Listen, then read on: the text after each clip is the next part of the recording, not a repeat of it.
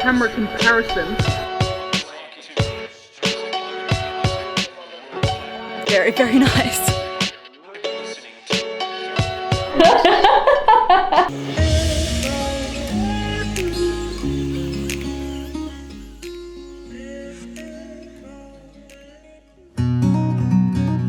Training under the volcano Mount Aglong.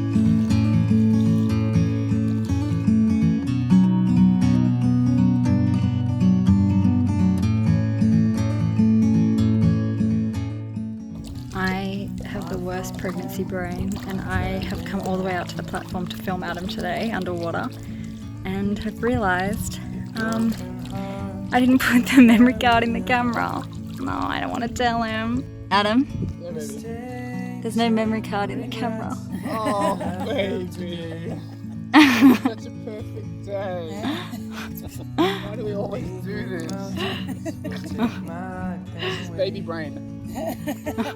So even though I forgot the memory card for our Sony, I do have Paralenz with us. So I've never filmed with it before, so I don't know how this footage is going to go, but fingers crossed, because it's absolutely perfect conditions today.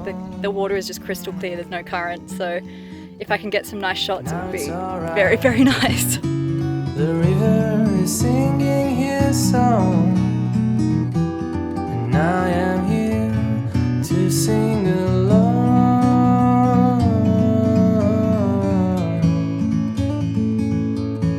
to sing along.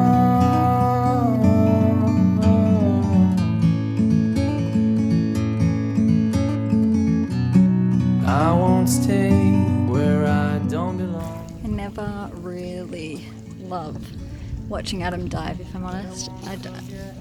Like, if it's relatively shallow for him, like this dive, I don't get too nervous, obviously, but if it's a new sort of depth, or if he's kind of pushing himself, then of course I do get nervous.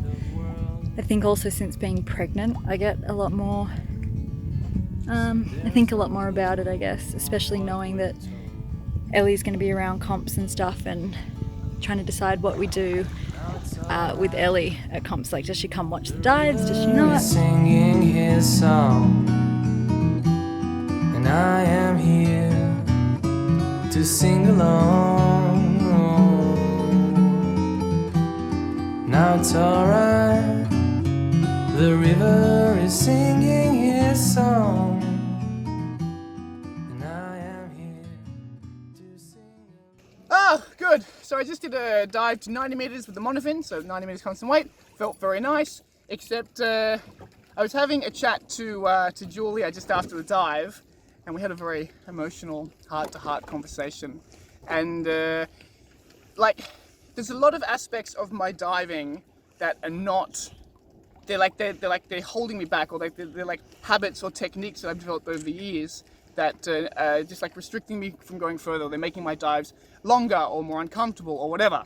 So the plan now is actually to not keep going deeper, but to go shallower and like strip back a lot of my old habits and technique and just throw all that out the window and just start from scratch and start to develop new and better habits, so that when I actually start going deeper, the dives are easier. So yeah, it was a really good conversation. And so tomorrow, instead of going deeper, I'm going to do 2 dives to 70 meters and work on some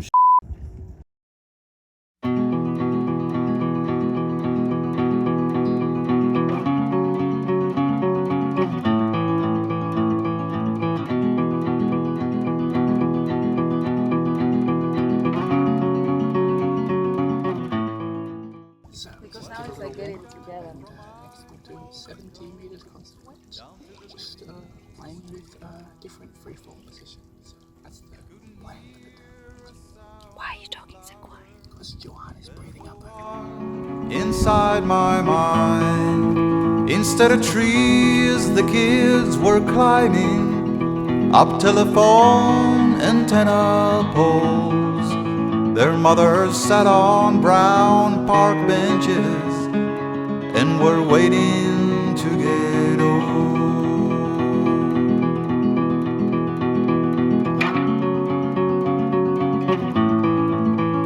Don't we all like to go out dancing to the sound of a guitar strum? Yes, it brings us back together, though sometimes I wonder how. 'Cause to me it's just another way to neutralize my eyes from seeing the daily weary faces for an hour that I'm alive. Still I'm playing out for nickels, I keep him in a wooden drawer. Okay, so that was my second 70-meter dive. So today, the big thing I was working on was changing my free fall position. So I used to free fall, like kind of like holding onto the line. I'd let the line like run in between my shoulders and my hands. So I've changed that. So because it was making me free fall slow, which was good because like you can relax a little bit more. But it's also really bad because your dive times are really long and you're going down thinking like, oh my god, like am I there yet? Like I know I've been underwater for a long time, so it makes you feel a little bit anxious. By the way, I hope you guys like my hat. This is Aaron's hat, by the way. And so now I'm free falling like all like straight like a pencil, not touching the line. So I'm going down at about 1 meter per second, and it's fast and it's good. And I feel very excited about that. So I'm just gonna keep working. Gonna keep working with my new equalization, keep working with my new free fall position.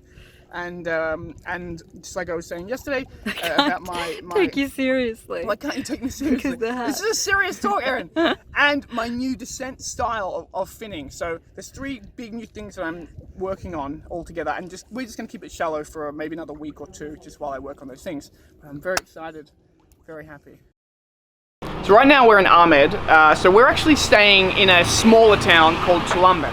Tulumban is where I'm training, where I'm diving, but it's very quiet and there's not really a lot of good restaurants there. So on our rest days we come into the bustling metropolis of Ahmed, which is actually really another tiny town, just has better restaurants.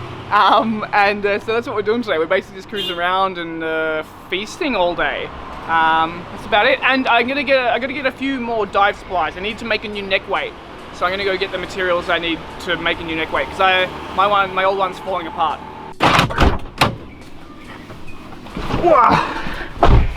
They had this, so I want a bigger one though, just in case I want to make a thicker neck weight. So we'll go to another mechanic and just see what they have. But success so far. Ow! I don't think this is the place. I think we've got a good one. I don't know. Let's just keep looking, because I don't want to get back to Tulumban and not have it. And then we're like, we're gonna drive back to Ahmed and it's half an hour. Perfect spot to park, right near a hole. Ow, it's hot. Ah, my feet, Adam.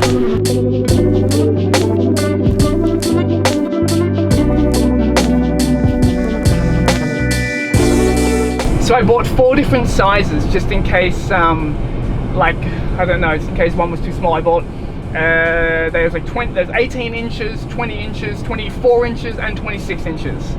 So I'll just check them all out when we get home and hopefully we got the right size. Oh no. They're all the same thickness. They're just different lengths. That's what the inches meant. I don't know why I thought the inches meant something else. Oh well, I'll find the thickest one and just go with that. Now we have thousands. I know. They're all the same. Oops. Oopsie. I'll give it a go and just see what it turns out like. I think that your thickness was right anyway. You would say that. So this is my current neck weight. It's 2 kilos, which is very heavy, but I'm a buoyant guy. But it's falling apart, it's falling to pieces, so I have to make a new one. I'm just a bit worried because I think these tubes are a little bit too thin and they may not be able to fit all the weight I want to put inside, but I'll just give it a crack and see what happens. Worst comes to worst, I just have to patch this one up really well. See how we go.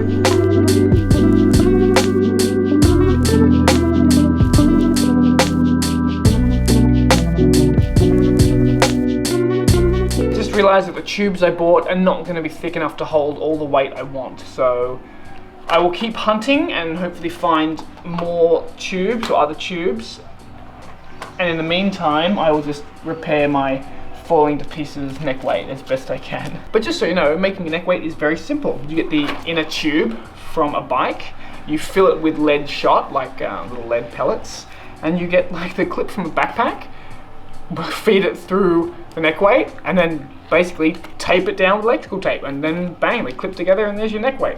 There you go, easy peasy. Okay, end result. So, repaired neck weight. Let's hope I don't have lead poisoning. I pushed some of the weight out of the middle and like taped it up tight so it was more along the sides, because 2 kilos is quite a lot of weight to wear around the neck, and I just didn't want it to like affect my equalizing as it was like pressing up against my chin a little bit. So, I mean, it doesn't look pretty, but it will get the job done.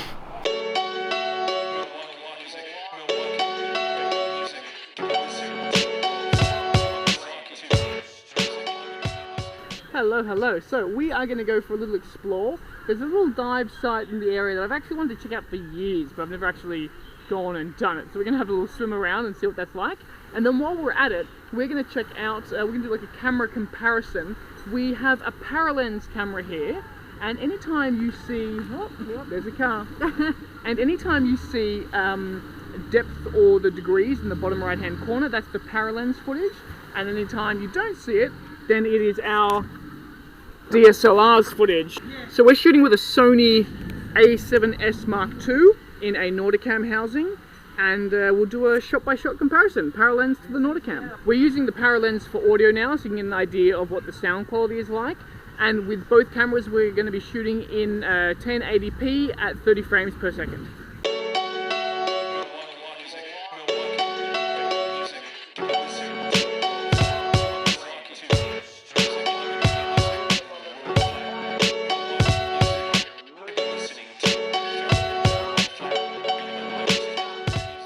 We haven't done any color grading in any of this footage. The Paralenz actually does its own color grading, its own automatic color grading, but the Sony doesn't. Or if you want to change that footage, it's got to be done manually.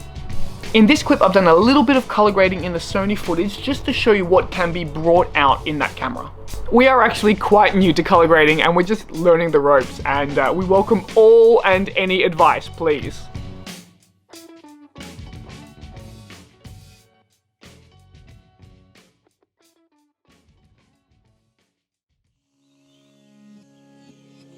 Thank you so much for watching, guys. Don't forget to subscribe by pressing this little circular thing here and turn on your notifications. Also, check out this video because I think you'll like it. Or this video, because I think it's pretty good too.